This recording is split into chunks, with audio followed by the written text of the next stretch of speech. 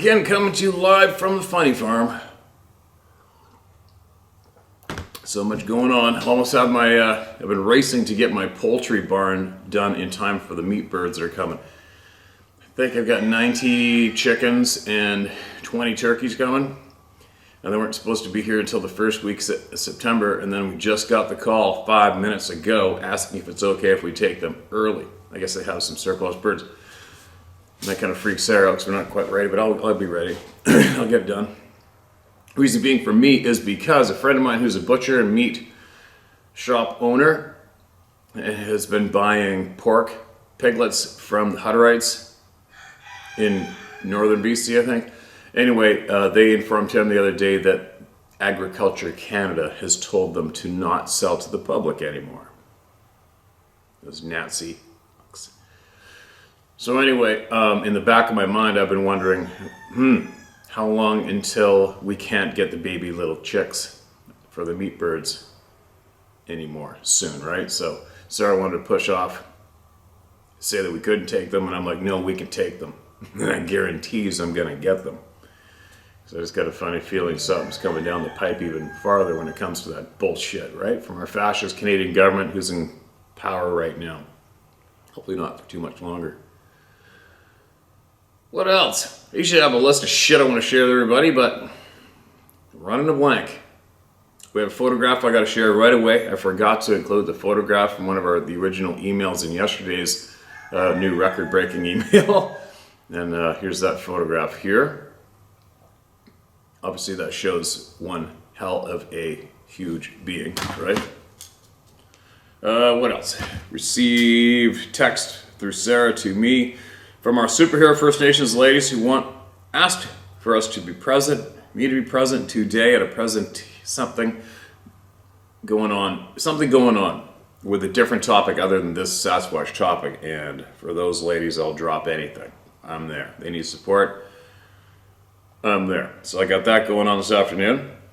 I get some more updates from them with some other things going on. And for all of you who may be inquiring about the time we had on the back deck, like I said, that was almost 3 hours of audio that has to be gone through. Yesterday, I read emails yesterday for an hour and a half, which is way over time, and it put me behind and late, just an hour and a half. And you know my talk, I share with you guys everything, where I'm going, what I'm doing. I haven't had 3 hours to sit down and try to edit up that audio yet. I just haven't. But I will. What else? Our scientists, our contacts, everything's a green, big go, light. All right, everything's fine in that department. Obviously, some people are going to have the odd little hiccup, especially if you're a scientist, man. I mean, I could imagine when you go into that field, you're lifelong, you're gaining shit piles of knowledge, and you know very well that if you gain a whole shit pile of knowledge in the what could be the right direction for you, but the wrong direction for the sleazy bastards in control. They don't dock your pay, they don't demote you, they don't give you a spanking, they don't fire you. They kill you dead. And that's an easily proven fact. They kill you dead. So I can't really judge or come down on our other contacts who are getting cold feet and being a little nervous. I'd imagine they should be nervous daily anyway. But we gave a very clear, encouraging email back to clear up any bullshit, and everything's fine. And yes, I do have a pile of interesting conversation information to share already, and there's a lot more coming. And nobody's going to stop it. What if I should just share that photograph like that? Let's see if I can. This man emailed in as one of the original emails yesterday, and he showed the height of the thing that was in his view. Now let's see if I can do this. And there is the photo. And you can see the man, and you can see the red mark he has circled up the trunk of the tree. That's a big son of a bitch creature. Right? So I did that in case I get carried away reading and I forget to put that photo in again, which isn't hard for me to do. What else? I'll give you guys a little bit of a side note. Normally I don't share too much what goes on in other departments, but I was away out of town the other day for the day, and Sarah's here alone and received a text message on her phone, and it scared her. And obviously that sent me straight into seek and destroy mode, and it came from the States. Don't know how. Uh-oh, I just deleted something by accident. Can I get that back? Recently deleted. Yes, thank God. Okay, hold on. Put that back into the red department, not delete it. Anyways, I don't know how. So I've had a few texts hit my personal cell phone from the States. Also, it's related to the topics we share here, and I don't know how my phone number had made it to those people's hands. I will not reply a text to anybody. I don't care who it is. If I haven't given you my phone number and a text comes up on my phone, it's nothing to me. Okay? And it's a little bit of a, not alarming, but it's kind of like, what's going on, man? My phone number's not out there. Neither is Sarah's. Somehow, apparently they are. So anyways, it took me less than an hour to have that phone number dealt with that texted Sarah here when she was alone. Less than an hour through my contacts. I've got some very powerful friends I've met through my guiding career, lifelong friends in the United States. It took me less than an hour to ensure that the person who texted is now, instead of trying to make somebody look over the shoulder, now they're looking over the shoulder. For real. So that was very handy, and my thanks go out to my friends, and you know who you are. Thought I'd drop that out there for any other potential cowards who may be following this channel and may think it might be kind of fun to message somebody. It's probably not that good of an idea, okay? Not that good of an idea, not a smart move. Especially if you have bestowed upon you what you tried to inflict on someone else, right? You thought that would be effective on somebody else because you knew that would be effective on you, and now it is effective on you. Shitty rude awakening that must be. Anyway, getting some voices heard. Man, I have to get a little bit of work done on the poultry barn and then get cleaned up and ready to go to support my First Nations superhero ladies. And then come back and keep this ball rolling.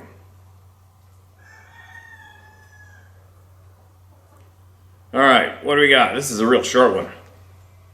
Don't know what this is about, obviously. Mark it as red. I'm a viewer. This is caught on my Ring doorbell. Hi, Steve. Huge into your channel. I've never shared anything to you before until now. I have something that was caught on my Ring doorbell and has my hair on end. The Ring doorbell was going off a few times, and this is what I found after looking at the recording. I've watched this over and over hundreds of times, and I can't determine what to believe has been captured on the recording. Wondering if you have any ideas or anyone else would have some understanding. Thanks, Eric. Eric, there's nothing there. Oh, there's a video. There's a video attached to this. Now I got to crack open the email, find the video, download it, save it on Dropbox, or whatever. All right, let's hope I remember to hit this by the time I get in. That's the shitty thing about saving stuff in my notes on the phone. My phone will not play anything back. I don't know why. Some tech geek will, but I don't know why.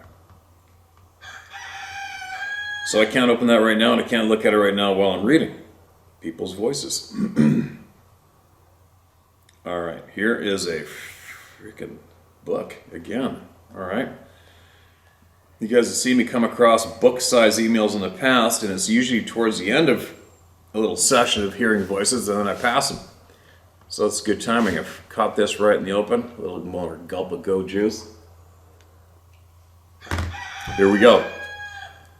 It's titled, I went hunting the creature that terrorized my family, June 17th, 2022. Now, hey Steve, my name is Gonzalo Chavez. Feel free to use it if necessary. I fear no man, animal, or any authority figure of the known world. Good for you, my brother. Share that courage all around you. I'm going to be honest and upfront right now. This is going to be a long documentation of the facts regarding a situation that happened Sunday the 16th of June 2022 that is, and the hunt I went on Monday the 17th of June 2022. I'm also going to share some of my experience growing up regarding mainly the supernatural and the white skinny entities shared by one of your other subscribers. Regarding my own experiences, only 2 other people know about them. I've never really been able to share these experiences due to the fact that, well, it's very hard to believe. But I assure you that they are factual and real, but very hard to believe. The main part of this account was told to me by my brother-in-law. He's a no-nonsense type of guy, so I knew it was true just by the reaction from him and the 5 kids that were with him at the time. One of my kids is my nephew, and the other 4 are basically family, so you understand why I went hunting for this thing that terrorized them that night. I've never been very good at writing or punctuation, so if I screw up, feel free to rip me a new one for mistakes. Let's get into it. First, a description on the location. On the night of the 16th, my brother-in-law and nephew, along with 4 other children, were fishing at a location called Young's Check, south of Kozad, Nebraska. This is a small gate that controls the flow of water to Johnson's Lake, which is about 10 miles to the east. It's not flat like most people see when traveling through the state. The canal that feeds the lake was built by the Army Corps of Engineers through the hills about 8 miles south of Interstate 80. To keep the flow of water steady and consistent, the canal was carved into the hills. This created many deep ravines and valleys with steep, almost vertical, 50 to 80 foot drop-offs in some areas. Most of the canal is wooded on both sides, so there's plenty of natural cover for anything wanting to move without being seen. As a kid, you could drive right up to the gate, but it's fenced off now. To get back into that area, it's about a half a mile walk to the gate, and another 1/10 of a mile to the spot they were night fishing. The road that leads to the gate runs along the canal with a large cut out hillside to the left the whole way. Once there, the cutout canal is extremely steep on each side, with only one way in, one way out. This is the best way I can paint the picture of their location when this thing chased them all the way back to their vehicle. It was about 2:30 a.m. when they were fishing about 200 yards from the east of the gate. They were on a part of the ravine that had carved into the canal. Which created a small path to hike very close to the water's edge. You cannot travel any further east after this point because the walls are 90-degree cutouts directly to the water. They were not at the very point where you could not travel any further. They were at... Alright, I gotta get rid of this chicken. Oh! Tell you what, you want to go on an Easter egg hunt here any day. There's eggs all over this frickin' property. These hens go running around all over the place looking for new secret places to drop them. I don't know why. Now, you cannot travel any further east after this point because the walls are 90-degree cutouts directly to the water. They're at the very point where you could not travel any further. About 15 feet from them to the east is about a 5-foot round patch of dirt that had fallen also, but is nearly impossible to get to from east or west. One of the kids thought they heard something making noise in the water near this patch of dirt. So, my brother-in-law shined his light that way, and to their horror, they witnessed an almost disfigured, pale, white creature on all fours drinking out of the canal. It didn't notice them until he shined the light on it. It was so close, it had to know they were there. He said it turned to look at him when he shined the light and said it had pointed ears, no hair, black eyes that didn't return the light like any other animal in the wild would. That's alarming. One of the kids later looked up images of skinwalkers when they returned home and said it looked like the one on all fours with the weird disfigured back. He said the one they saw was about 10 times more muscular than the supposed one online. Anyway, back to the account. He, my brother-in-law, turned to the kids and yelled, "Run now!" He then turned back and seen that this creature started coming towards him, and he just dropped everything and ran. That's right, he left everything. He didn't have time to pack and begin running. Holy shit.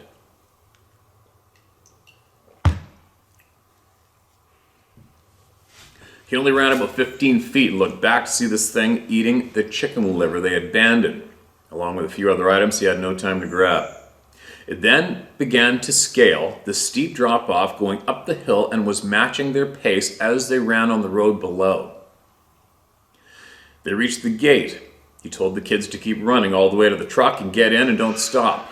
He wanted to make some distance between this thing and the kids, so he stopped, turned to face this thing so the kids would be safe. Just past the gate and to the left is a power pole that is right up against the hill. He said, when he turned around, it came barreling down the hill and stopped next to the pole and stood up on two legs. The next day he showed me where the top of the head was next to the pole, almost as if this thing was trying to show him how big it was. Just the head alone reached about 8 feet. I'm 5'11", and I had to reach on my toes to the metal bracket where he said the thing's head was clearing. It stood there for about 5 seconds, which to my brother-in-law must have felt like an eternity. He was only 10 feet from this thing, looking at it eye to eye. Holy effing shit is what I was thinking when he was telling me. Then it charged him on 2 legs, and he immediately turned and sprinted down the road to the truck. He said this thing was making grunting noises, and his footfall sounded like it would have to have weighed 600 pounds or better. He said it must have turned and scaled the high wall on the south side of the road because, as he was running, it was running on top of this small cliff right above him. It went off to the right a bit out of sight. He and the kids all said that on the small bend before they reached the truck, they heard what sounded like babies crying to the right in the trees. They all piled into the truck. By this time, 2 of the kids were crying uncontrollably. He started the truck, and when he turned on the lights, this thing was right across the road behind a tree staring at them. They said its faces changed, and it now looked like it had rags on its face, but still just pale white with black, unreflecting eyes. He showed me where it was standing with its head clearing the top of the tree, and I'm not going to lie, it must have gotten larger. They said they could only see its head and shoulders from behind the tree, and in that location, I couldn't even reach the top of the tree. They peeled out of there, and it didn't follow them any longer. When they got home, none of the kids could sleep, and one of them sat in the corner holding a cross and a penny, just crying. He wanted to sleep in the closet, keeping the cross and penny in his hands. As he was telling me about this the next day, all I could think was anger. I was going to hunt this thing that terrorized my family. I can relate. So myself, a very good friend, my brother-in-law, and one of the kids that quite honestly has balls of steel for wanting to go with us, fully armed, up for the night ahead. Not kidding you. 2 12-gauge semi-auto mag-fed shotguns, with 4 10-round mags, loaded with double-aught buck on top and 8 sabot slugs following. 1 1911 with extra 8-round mags, 1 38 revolver with 2 quick reloads, 1 SKS with 2 30-round mags, and a bow and arrow setup. We packed our gear and headed out. My brother-in-law came out around 10 that night after my friend and I, Caden, went exploring. We arrived about an hour before sundown. We scaled the hills past where they were fishing nearly a mile further east. You should have brought some dogs to add to that equipment list, especially if you're going at nighttime. We found an area we could get down to the water and something strange happened. I do not hunt and have never hunted wildlife. I've always been more into target shooting, so I'm not sure if deer act this way. We followed a game trail that steeply snakes down into the ravine. We didn't notice at first the baby deer laying huddled next to a complete 90-degree cutout. We walked right next to this deer and didn't even see it. It was only after we reached the water and looked back, it was already dark, and I noticed the eyes shining in my light. I looked at my buddy and was like, "What the F is that?" We just walked through there. There's absolutely no other wildlife around other than coyotes we heard in the distance. So I literally walked right up on this 2-foot-tall baby deer, told it not to worry, and I wasn't there to harm it. I petted it for about 5 seconds, and it got up and ran away. Okay, just so you guys know, that's not that uncommon, okay? Especially around June. You got brand new fawns, and they typically, out of They're naturally programmed to lie down and don't move as a defense mechanism when they're newborns, and you can walk right up to them and pick them up. All right, so that's not that far-fetched of a detail, just so you guys know. My friend and I looked at each other, couldn't believe what just happened. This is where my brother-in-law came out, and we headed back to where they first seen it. He was leading us around, showing us everywhere this creature traveled. Near the light pole, you could clearly see where something massive had come down the steep embankment. There were fresh clumps of dirt everywhere where it came off the 60-degree plus bank. The grass there was clearly disturbed, but couldn't make out any defined prints as the grass is about 2 feet tall there. We went over to where they were fishing. We picked up the tools that had come out of the tackle box, a $10 bill, a pack of smokes, and a couple other items that were strewn all the way to where they were fishing. They lost these things as they were obviously running for their lives. When we got to the fishing spot, we found one track where the chicken liver was and found what we thought was a barefoot, human-looking print, 16 plus inches long with 3 toe imprints. Only one. The packaging and the fishing pole holders were gone. So, when we went to the edge right before the patch of dirt, there is only about 1 foot of space to walk, the 15 feet to get to the patch of dirt where they first seen it. The water there has an immediate 10-foot drop off because the canal is extremely narrow at this location. Very carefully. Myself, my brother-in-law, hung on to the crevices in the wall and got to the patch of dirt. The empty package of chicken liver and a fishing pole holder made from steel was bent in half, laying right in the middle of this patch. It was like it wanted us to find it there and see what it did to the pole holder. Also, a very important fact was that the liver package wasn't tore apart like a wild animal would do to get to the prize inside. The package was fully intact, not damaged in any way, just empty. We made our way off the patch, followed the path. He said it started chasing them on.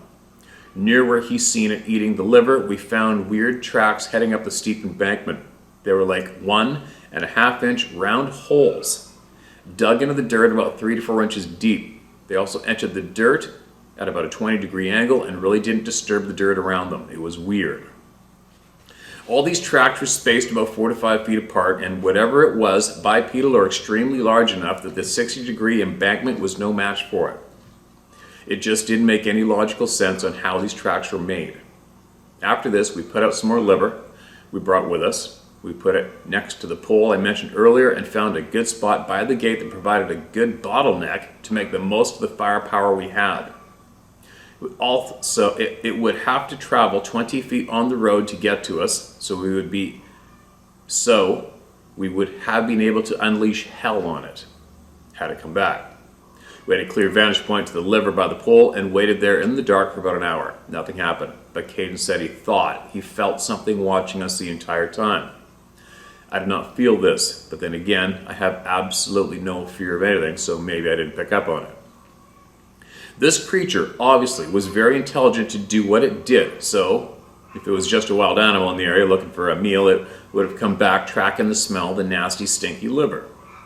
While we were sitting there, I asked Caden if at any point he thought it was trying to attack them, and he said no. The feeling he said he had was that it was trying to intimidate and scare them. All the kids ranged in ages 10 to 13, so they understood the gravity of the situation the night prior. This is where the story ends, except for one last piece of information that is puzzling and disturbing at the same time. When we arrived, the gate at the road that blocks entry was open. My brother-in-law said it was closed the night prior. There's absolutely no tracks on the gravel road, human, vehicle, or any tracks of any kind indicating that someone or something opened the gate. When we left and came around the bend, the gate was closed. We all stopped for a second, about 50 feet from the gate, began looking for any kind of track, anything. We slowly shined our lights looking on the ground all the way to the gate, and from there all the way to our vehicles, and there were no tracks other than our own from when we went in. This makes no logical sense to me. It was open when we went in and closed when we came out. What the F? I went back, proofread what I've written, and wow, it's long. I'll try to be brief for the next couple of items. This is nothing, man. This is easy. Because of the things I've seen when in a state of what science will tell you is sleep paralysis, That is a completely obvious cover title to what it really is. I know what they described as real. We found the evidence of the path it took, some of the tracks it made, and the ground disturbances it created. I've seen this creature in my parents' home when I was 20 years old while on leave from service stationed in Washington State. It was obviously in a smaller form and on a different plane of existence at that time, but it was identical to what they described. It was also there to intimidate and scare me. I didn't have the feeling that it was trying to harm me, just like Caden said he felt like he was trying to harm them that night. Long ago, I was able to control what they call sleep paralysis and enter it at will anytime I wanted to. Holy shit. You'd not believe the things I've seen in that realm. It does manifest in this realm from that realm. That's a fact, and I have a witness that can verify that. I taught him how to enter sleep paralysis. And that very night we had a weird encounter out in the woods of Montana where we were working. On the drive to the job site, he tried what I showed him to do to enter that state while he took a nap. When he woke up, he told me that he never wanted to ever do that again. Later that night, he had to take the water truck down to the mountain to get more water for our drilling rig. And on the way back in, he said he thought what he saw in sleep paralysis was following him. At that very moment, every single light on the truck went out, complete darkness. This type of truck will die if it loses power, so the fact that it was still running verified to me that something was definitely messing with us. I stopped the truck as fast as I could and told my buddy, who was freaking out, to tell it to leave him alone, with authority in his voice. And he yelled out, "Leave me alone." And immediately all the lights came back on. And this is just one of nearly 100 or more things I've experienced over the years. One time, while experimenting with sleep paralysis, something came right up to my right ear and said, and I quote, "You need to stop doing this now." And it vanished. I think back to one of the accounts you read a while back when one of your subscribers were talking about how we are pure energy, and that these creatures are energy, but not pure energy. And he's right. When I was about 6 years old, I experienced this form of energy, but it was as if I'd been kicked out of the club, but so badly wanted to return to what I knew we really were. That's when my sleep paralysis began, by the way. It started with one nightmare, floating in an abyss of absolute darkness and huge balls of energy floating past me. It felt like they were trying to draw me in, but I didn't quite understand what they were at the time. After that night, I struggled every night with sleep paralysis until I was about 15 years old. It was then that I learned how to control it. Still very afraid of it. When I was about 19, just before I entered the Navy, I decided to no longer fear it, and that's when the fun began. Well, I'm sure terrifying to anyone else, but I was already used to it. So, to lose the fear that was gripping me as a child was a new exhilarating experience for me. I've had many encounters in that state, and everything I encountered had intent. Some good, some bad, and some just outright evil. I've seen giant serpent-like creatures, the skinny pale white figure, a child running at me with a head that turned into a head full of teeth, and the worst ones are the black cloud-looking things that just hover near the ceiling in your room. Those ones emanate pure evil, and when something told me I needed to stop doing this now, there was one of them on the other side of the room when it happened. Now you might have an idea of why I went to hunt this thing that terrorized my family. I absolutely do not fear any of these creatures. I know if it's going to get me, it has the strength, the power, the agility, and ferocity to get me, or anyone for that matter. Also, I've been able to fend them off with just knowing that I possess the power of authority from our Creator, and using that knowledge to just tell them off with authority in my voice. This event with my family was different, though. I wanted it to know that I would fight it with everything I had in me, to not mess with the ones I love. And if it wanted to manifest itself in the physical world, then it would also have to accept the fact that I would fight it by physical means and pump as much physical lead into it before it killed me. I also do not fear death. This is key for everyone. It's the door to life, and I look forward to it. I kind of do too, but not quite just yet. But I'm definitely anticipating that adventure, for sure. Thanks, Steve, and thanks for all the other brothers and sisters out there who have had the courage to come out and share their experiences. This world that we experience is, I'm guessing, only about 10% of what's really around us at any given moment. We have been lied to since the day we left the womb. Yes, we have. 110% we have. Keep spreading the things people are too afraid to share to help heal our souls and give back to who we truly are. We have powers and abilities most people can't even fathom because we've been nurtured from day one. I was only able to harness one ability of probably an infinite number of abilities we truly have but don't know it? Don't know it. I was only able to harness one ability of probably an infinite number of abilities we truly have but don't know it. I lost the ability to enter sleep paralysis in my 30s and have been trying to get it back. I'm 40 now and hope to one day reharness that power. Knowing now what I know and hearing all the stories of others you have shared has renewed a fire in my spirit to take the fight to them on their turf. I love you all. And there we go. That is one hell of a share, Gonzalo. And why do I know that name? I know that name. You've been mentioned to me in another email. Somebody out there, I think, wanted to mail me something when it comes to you guys, I think. Nothing's arrived in the mail, so you know. Okay, sleep paralysis, teaching somebody how. I want to know how. If you got the time, Gonzalo, email me as best you can the description of how you harnessed that skill. I want to know. I'm down. If you would. Or not. It's fine too. But I'm down. And Gonzalo, directed to you too. I mean, if you guys or you or anybody you know can harness anything like similar to what you mentioned and direct your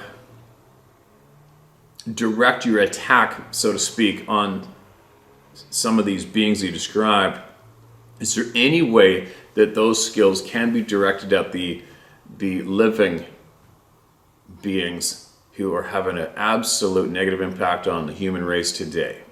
And we all know who most of those names are. My question is there any way that possibly someone with the skills that you have had or anyone you know, can do something about this shit show?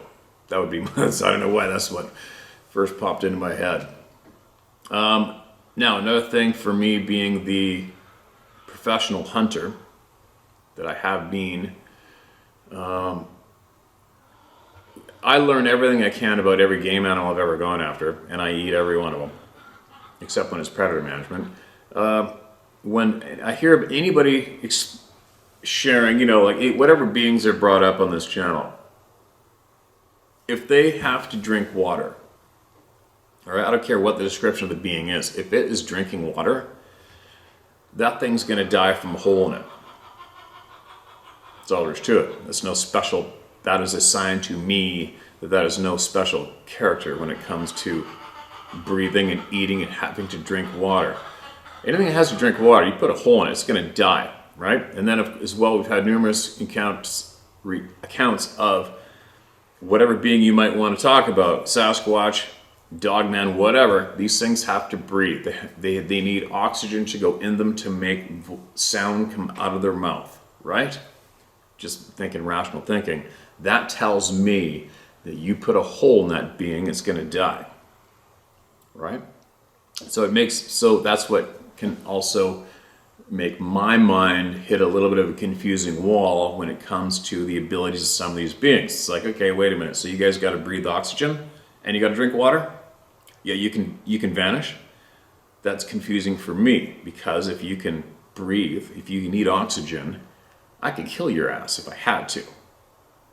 If the body that you're in needs to drink water to operate, I can definitely kill your ass if I had to, if that situation arose. Right? Not saying I'm seeking anything out to kill it. I'm just using my common sense thinking. Right? There's a few items going on with a lot of these beings being reported that is confusing to me. Confusing. They are somewhat similar to us with their weaknesses, and that includes breathing oxygen, needing water, needing to eat. So that tells me they're very, very similar to us, and we can kill each other like nothing, right? Physically. We can kill our physical bodies easily. I don't know about our soul, but... All right, let me not... My brain seems to slip out my mouth as thoughts come to it. I got to get back to listening to people. We got to get back to hearing the people. All right, what's this one? That's an interesting share, man. That's an absolute interesting share you just shared with us. Thank you so much for that. Appreciate your time. And anybody out there shaking their head, well, take from it what you will or leave it. But imagine waking up in the morning and thinking to yourself, I'm so bored and I need some attention so badly, I think I'm going to make this up. And then smoothly write down that last email and deliver it, okay? Picture that end of it. It's not too easy to picture that and make sense of that move, would it? Nictitating membrane in Sasquatch family and the old log scaling station. Hello, Steve. Thanks for all you do to help put pieces together for all of us. I was amazed to hear the 73-year-old retired Oregon biologist details of the nictitating membranes in the eyes of the adult Sasquatch observed southeast of Estacada in 2004. I've not ever published an account shared by a Revilla Island, Alaska woman dated several decades ago, but will give you the basic details. The woman was returning by car one night on the Harriet Hunt Lake Highway, which passes by Ward Lake. She had to stop and pull over beside a berm covered in alder saplings some 12 feet tall that would conceal her at the top of the berm to attend to her business. The time was around midnight, and she said that it was quiet and there was some ambient light in the sky from nearby Ward Cove. As she finished her business and was preparing to stand and step down off the berm, she was amazed to see a Sasquatch crouched just 10 to 15 feet away, also in the alders, in the top of the berm, intently staring at her. They just stared at each other. She said, for about a minute, not more. Okay, picture that one. Time a minute now. 1 minute in those moments is like a lifetime. 1 minute for me and a face-to-face big game animal close-up encounter, 1 minute is hours. All right? Picture that one.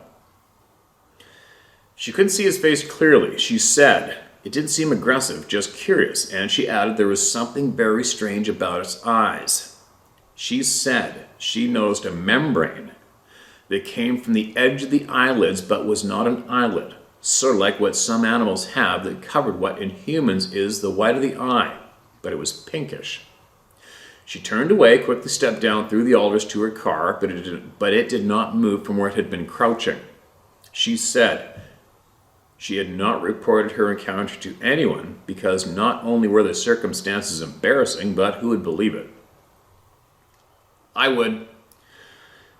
I have her entire story along with hundreds of others which I've been working through to put together for my personal study on Sasquatches in Alaska, but never had I heard of this detail. That is until you read the Oregon biologist's email.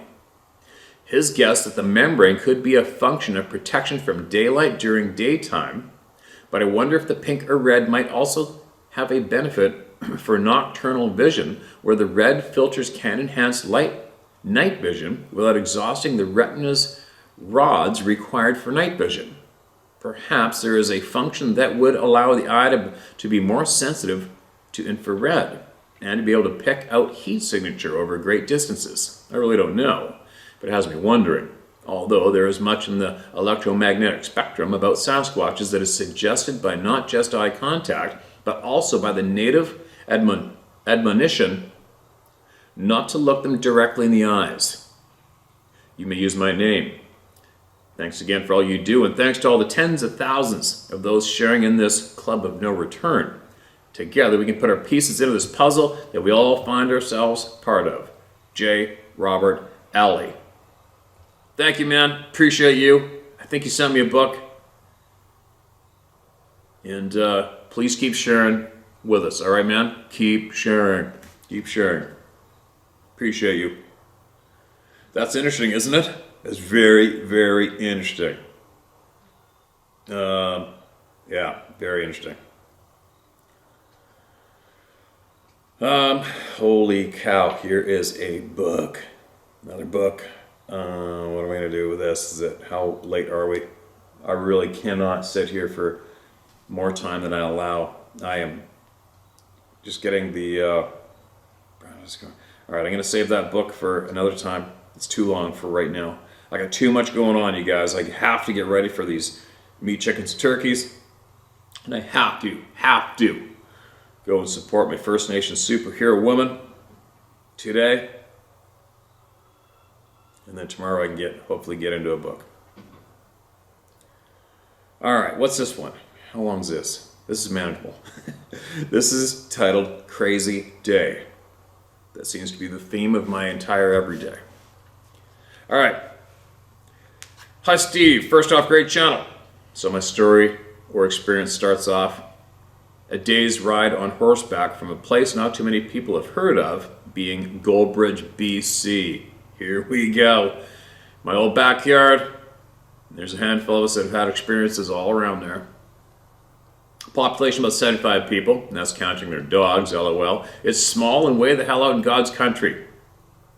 I was guiding up there, I won't say for who, but you probably know. Yep, I know. And we had 6 women. All the doctor, lawyer type ladies. Day and a half from Goldbridge, springtime, a little bit of snow here and there. And we were on the beaten trail with me in the front lead horse. I could hear something to my right in the alpine trees. My horse sensed it.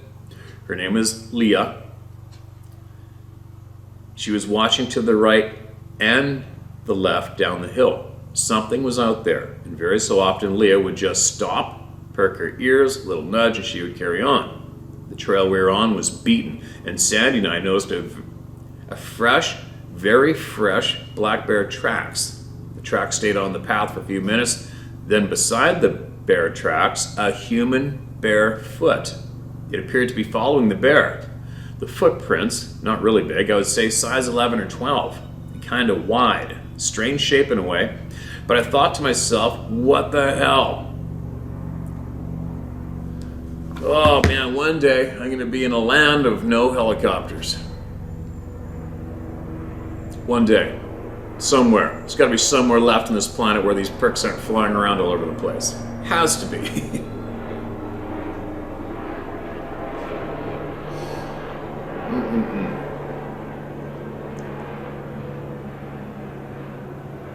Token helicopter every time, right?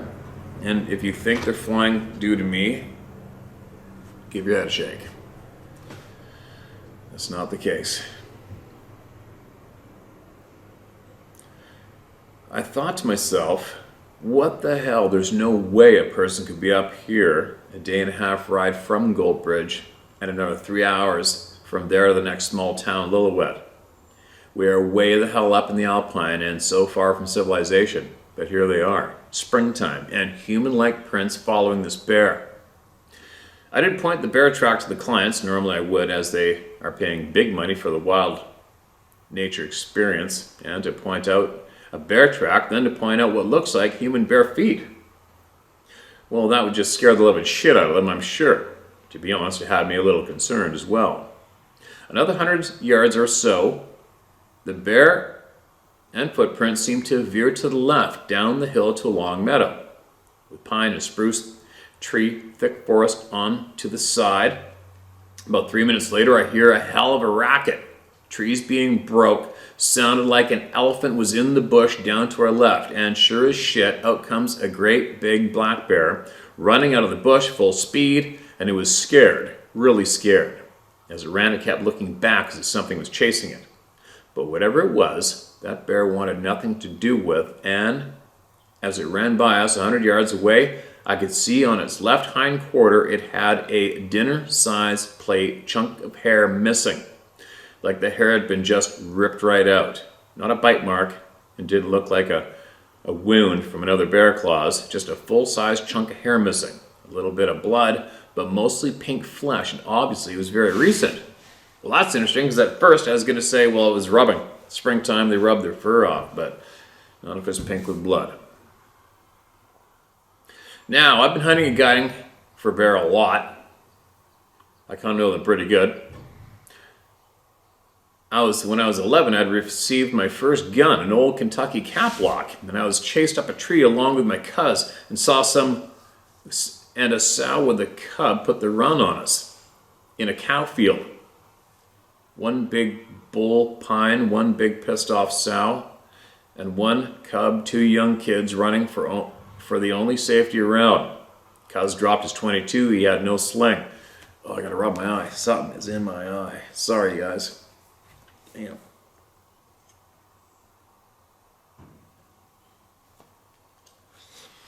A little bit of punctuation missing here, all right? Dropped his .22, he had no sling. Up he goes. I'm right on his ass, but I had a sling. Up we went 25 feet or so, and here she comes after us. I just reloaded before we got chased, and as she started to climb, I lowered that old Kentucky with one hand, the other hand death grip on a branch, and waited till she moved to the left a foot, about 8 feet from me, and let her have the only shot I was going to get. So after that, I had a few more close calls and learned to read them some. So about that big boar running for its life, I'm suspecting that there was 3 Sasquatches. You're one on the trail right behind him. You're one. Probably meant one on the trail right behind him. 2 others flanking both sides, and an ambush awaits Yogi. Got lucky, I think, and I won't soon forget that day. An ambush awaits Yogi. Got lucky, I think, and won't soon forget that day, neither will I. Or the 3 other guides. Had never seen anything like it, and those rich women clients, they thought it was spectacular. The night the bear came up to night, the number 2, then night, the bear came up in late evening. Chat, and I let on what I thought you could of hers porcupine fart, about 3 to 4 minutes of silence as they all took in the reality of the situation. The day before, even the 2 other guys looked a little pale. Thanks to you for reading my experience. Only told one other about this, and feel free to use my name, Robert Falconer. By the way, I'm a big fan. Keep the stories coming. Okay, Robert, got a little scratchy at the end there, but we got it. And that country you're in, I don't know if you're familiar with me and what I've been doing, but I don't know how many wolves I trapped around Goldbridge. Probably 40 or 50 of them around there. So and I've hunted around there a bit, not too much. There's too many people who hunt deer around there. So I don't really go where people go during hunting season, but I spend a lot of time in the mountains around there in the wintertime, and we also have some people here who have seen these beings around there lots. The sightings, Goldbridge is just up over the hill from where I lived previously for the last 15 years, you guys, and the stand, remember the stand of the swamp, that's just up and over the hill. It's the next valley over, basically. It's a little bit of a jaunt, 45 minutes, but that's where the stand is. You leave the stand, drive over the height of land, boom, you end up in Goldbridge. And obviously the sightings all around there, all around Lillooet, especially around Lillooet, especially between Lillooet and,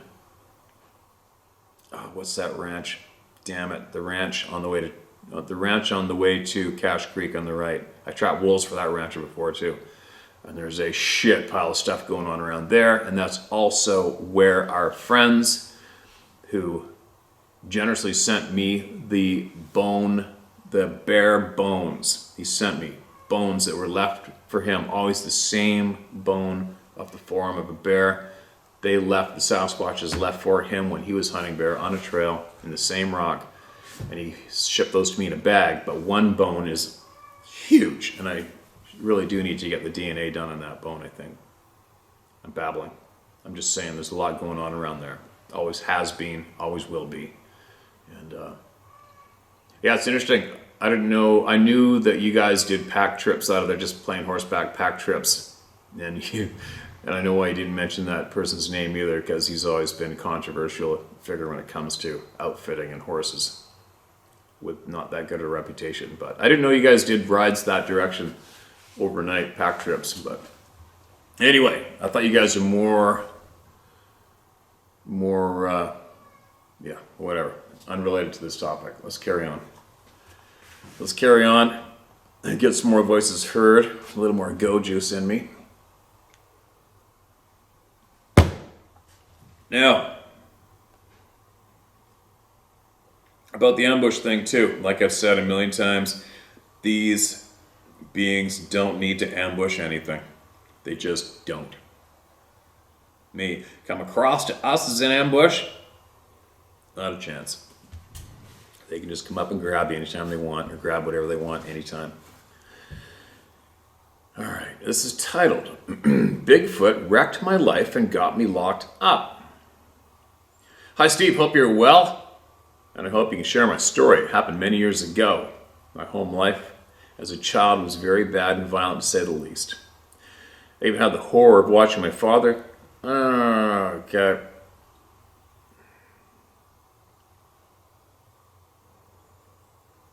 Alright, I'll read it. I even had the horror of watching my father kill an unborn baby in my mother's belly by kicking her. Enough that at the age of 17, enough of that.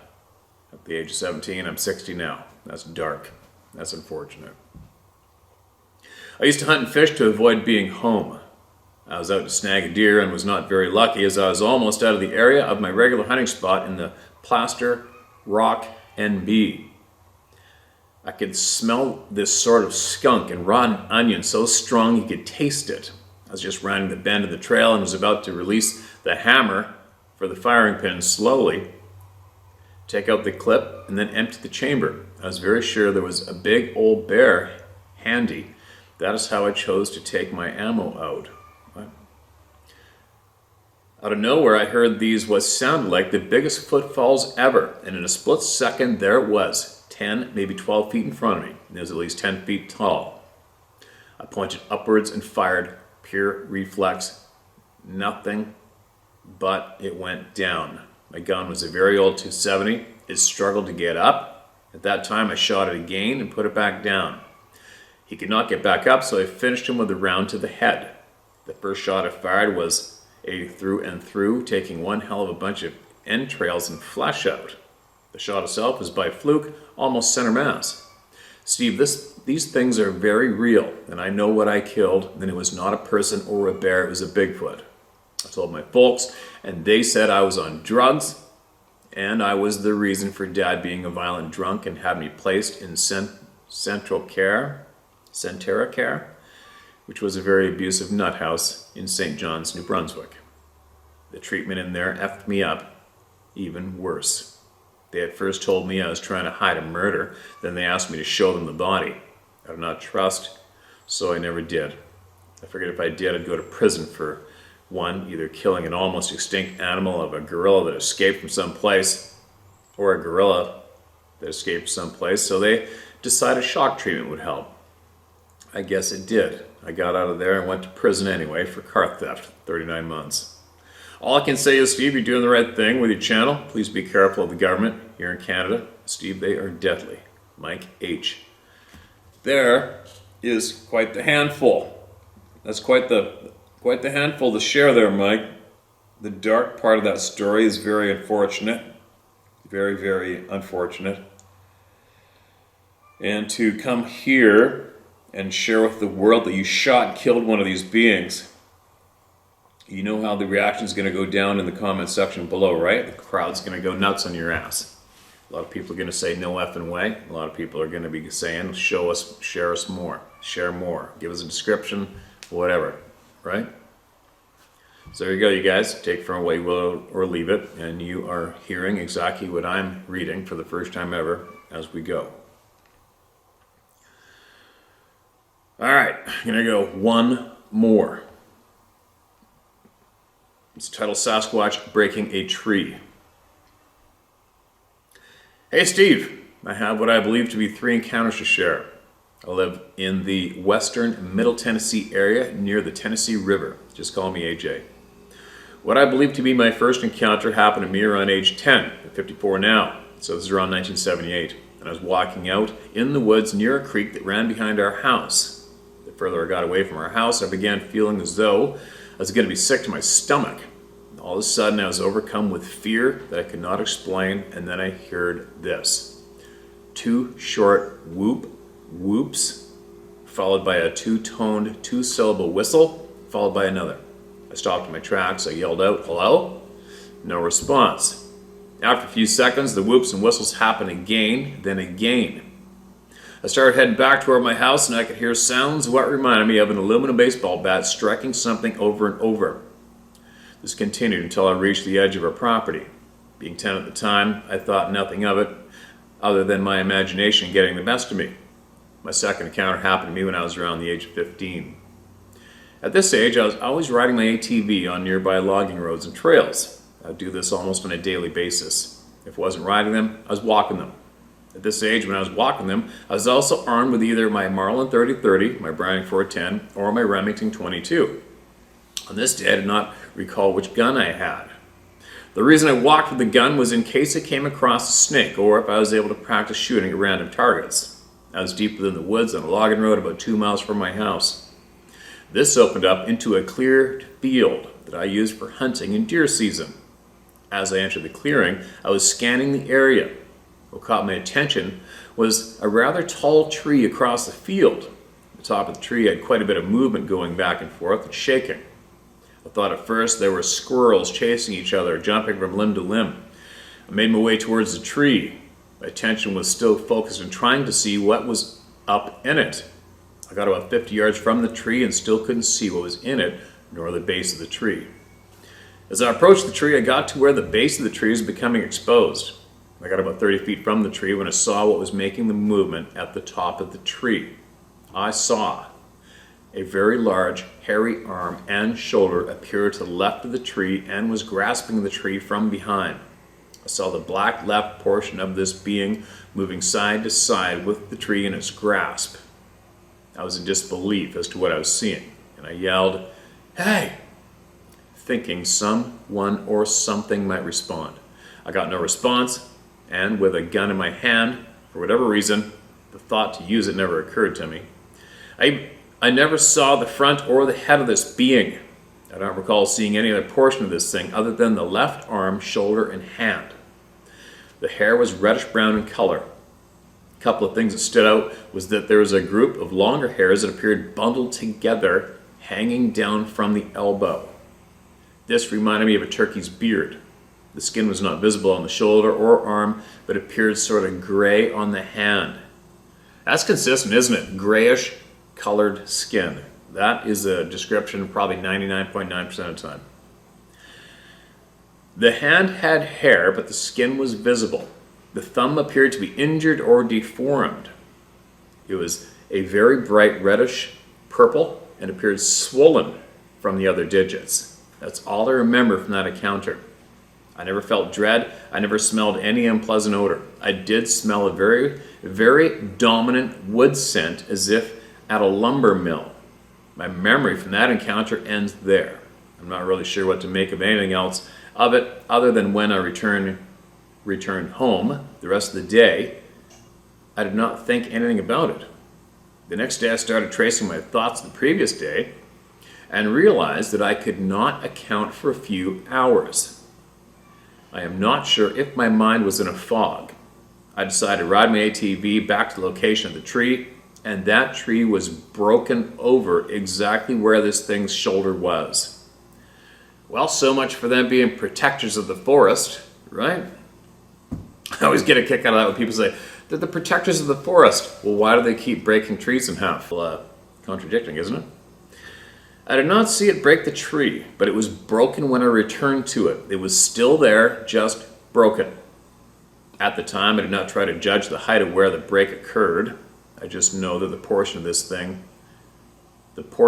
of the thing I saw was much larger than any human. The size of the break in the tree was comparable to the size of a bowling ball. It is still so strange how I felt in a fog even the days following it and trying to process what happened and how it unfolded. My third encounter happened when I was 18. I'd been at a gathering of friends out at the river.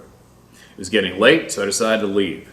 I was about 3 miles from the cabin on the river when I lost control of my car and spun it around and off in a ditch on the side of the gravel road.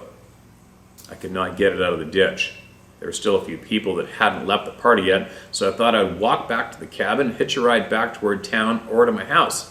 It was a very bright starlit night. As I started walking, I heard something keeping step with me to my right. All of a sudden, I had this sickening feeling and dread came over me. I yelled out, "Who's there?" I got no reply. It was at the time the most fearful moment of my life. I began to run. Now this thing was not only keeping step with me, but as when I had my first encounter, there were 2 short whoops and 1 two-toned, 2-syllable whistles. This went on for at least a half of a mile and then it just suddenly stopped.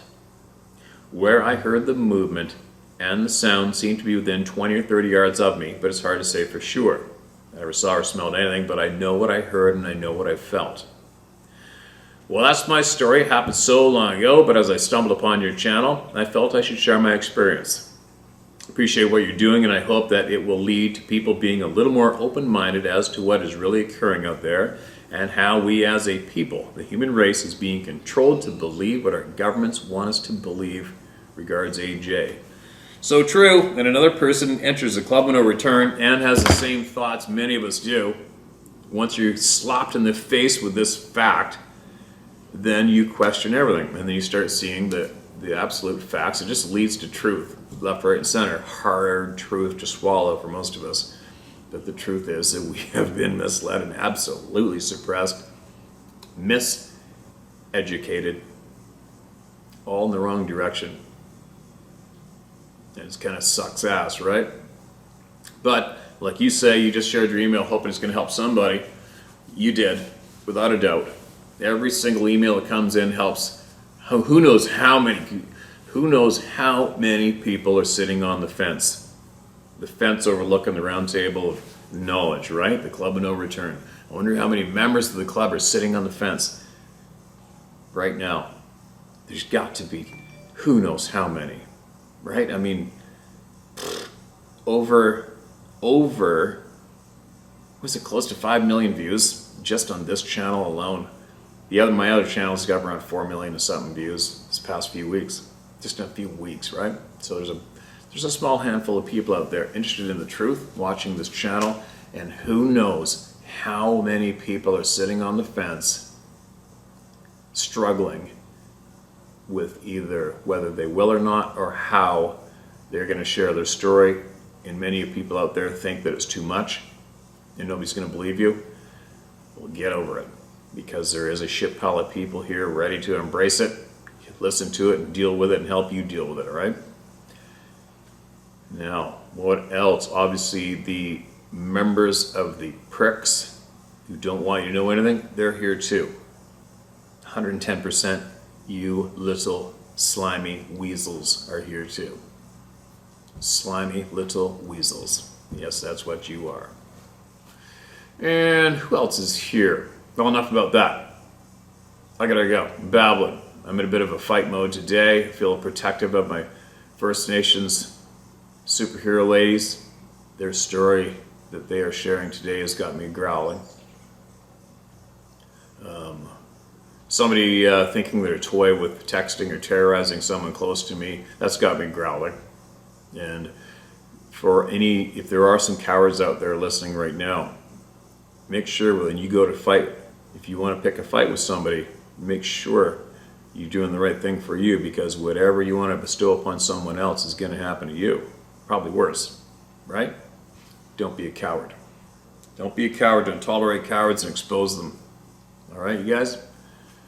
It's a very, very, very strong group here. It's a very, very, very strong, large, vast group here. Anyway. Coffee's really kicking in today, isn't it? I've got to get my ass in gear. Big time. I feel panicky this whole month. I typically feel panicky because it's just come up to a head where I have got to go back to the mountains. I haven't even started dragging out all my gear yet, and I have to. I promised I would make some videos of the gear I'm going to bring for the other channel, the How to Hunt channel. Share with everybody what I do, how I sleep, what I bring with me. Quick more note on that topic, just to get, I get a lot of people emailing me about my guns and what I pack. And I'm not a gun guy, you guys. I'm not a gun guy. I know how to use them. I know how to use them. I'm not into reloading, so I just don't shoot enough to do that. My main go-to rifle, which I hunt with up north when I use a rifle, is a 300 short mag. That's what I use. That gun's done everything from grizzly bears to deer, you name it. I also have another rifle that I used to carry as a side weapon guiding, a 300 Ultra Mag, which is basically a small missile launcher. And I don't bring that gun because it's just too heavy. It's a very, very heavy rifle. What else do I have? I got all sorts of toys. But you never show your cards publicly, right? Be safe out there. Make sure you guys email me, all right? Get it off your chest. All you, who knows, I don't know, out of millions of people, how many tens, is there tens of thousands? Is there hundreds of thousands of people sitting on the fence watching this channel? I don't know. It's becoming more probable. And I don't know what you're waiting for. Just do it. Just share what you got. Share what you got. And all you people who know truth and you're scared to share it, quit being scared. Quit being scared. All right? Those pricks who feel that they can know but you can't know, they need you to be scared. And if you're not scared, they're nothing. Okay? If you're not scared, the little slimy weasels are nothing. They're nothing anyway. Take it back, man. Take the power back. Don't be scared of anybody or anything.